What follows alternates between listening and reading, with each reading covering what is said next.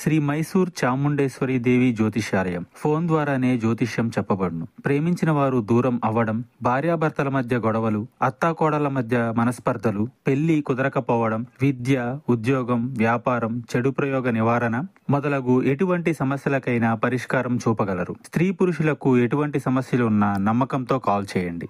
గురూజీ బోనాల Devaraju. Phone number 9121202498. October మాసంలో 12వ తేదీ అనగా ఆదివారం తిథి. ఈ రోజున తులారాశి వారు మీకొక పెద్ద నగ్న సత్యం అయితే తెలుస్తుంది.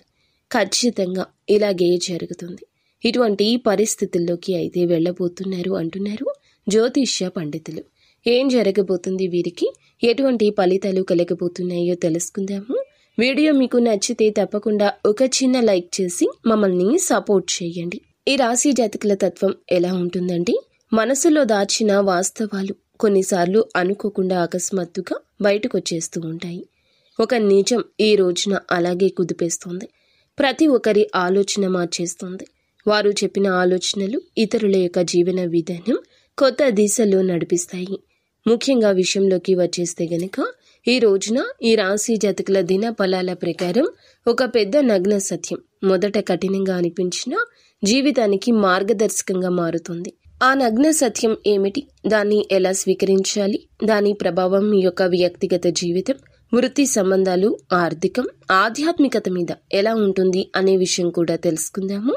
నగ్న సత్యం అనేది అలంకారాలు లేకుండా నిజంగా ఉన్నట్లుగానే బయటపడే ఒక వాస్తవం. ఊహించింది మనం ఊహించింది కాకుండా, మనం కోరుకుంది కాకుండా, మనం కళ్ళకు కట్టిన కళ్ళలాగా కాకుండా వాస్తవంగా ఉంటుంది.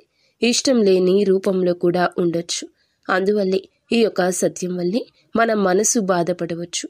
చివరికి అది మనకి మంచే చేస్తుంది. మీ మనసులో కొన్ని విషయాలు గోప్యంగా ఉండి ఉండొచ్చు.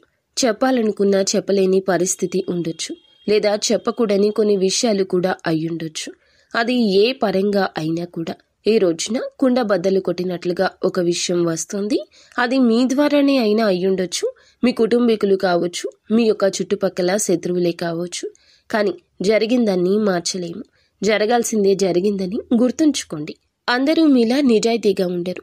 కాస్త ఈ యొక్క నిజం బయట బాధ కలిగించిన మొదట్లో భవిష్యత్తులో జాగ్రత్తగా ఉండే పాఠం నేర్పిస్తుంది. ఏ విధంగా ఎలా ఎవరు ఉంటారు, స్నేహితులు ఎవరు, శత్రువులు ఎవరు అనేది కూడా ఈ రోజు తెలుస్తుంది. అన్నింటా గోప్యంగా ఓర్పుగా ఉండండి. నిత్యము ఇష్టదైవ ఆరాధన చేసుకోవడం, మాటల్ని అదుపులో పెట్టుకోవడం, ఎవరితో పడితే వారితో ఏ విషయం చెప్పకపోవడం, ఇకనైనా తెలివిగా వ్యవహరించడం నేర్చుకోండి. అంతా మంచి జరుగుతుంది.